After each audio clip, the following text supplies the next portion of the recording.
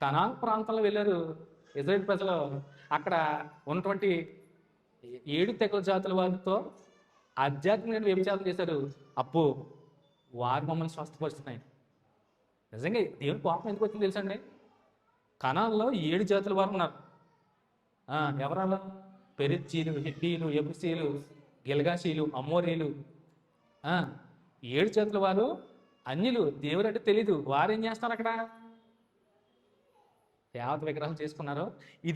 ఈ దేవత మాకు సంతానాన్ని ఇస్తుంది, పలానా దేవత మాకు ఆరోగ్యాన్ని ఇస్తుంది, ఆరోగ్య దేవత, పలానా దేవత మాకు సంపదనిస్తుంది, సిరి సంపదలు ఇస్తుంది అని దేవి దేవతల వైపు తిరిగి మొయాంపు దేవతల్ని, అష్టారోతుల్ని, అమోరీయుల దేవతల్ని, కనానీయుల దేవతల్ని పూజించారు. వీరెళ్ళి అక్కడ చూసినప్పుడు వారందరూ ఏమో వాటికి మొక్కడం చూశారు. చూసి వీళ్ళు ఏం చేశారు? దేవుని సొత్తైనటువంటి ప్రజలు వాటికి నమస్కరించడం మొదలెట్టారు. నిజంగా ఈ ఆరోగ్యం ఇస్తుందేమో, నిజంగా ఇది సిరి సంపదలు ఇస్తుందేమో, నిజంగా ఇది స్వస్థపరుస్తుందేమో నమ్మేశారు. జీవోపగల దేవుడిని విడిచిపెట్టి వాటికి మొక్కారు. అందుని బట్టి దేవునికి కోపం. అంటే అన్నీ తెలుసు, నీవు నీ విశ్వాసాన్ని ఏం చేసుకుంటున్నావు? పోగొట్టుకుంటున్నావు. 20 ఏళ్ళ నీ విశ్వాసాన్ని ఒక్క అవిధేయత ద్వారా పోగొట్టుకుంటున్నావు.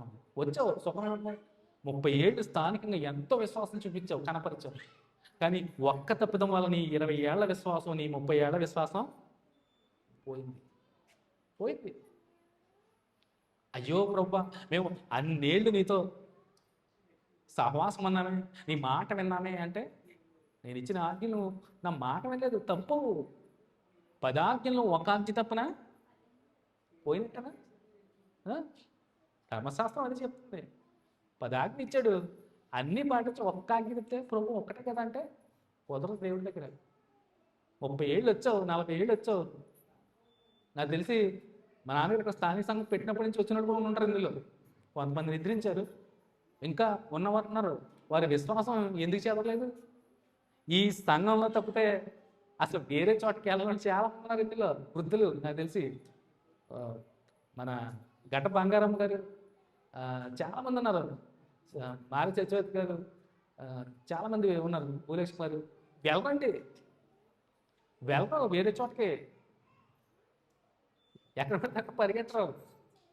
నువ్వు ఏ స్థానిక సంఘంలో విశ్వాసం ఉంచావో ఏ కార్యాలు చేయడా, అద్భుతాలు చేయడా జరగలేదండి. మన ముందే కూర్చున్నారు టీచర్ గారు, అద్భుతం. కిషోర్ లేడా,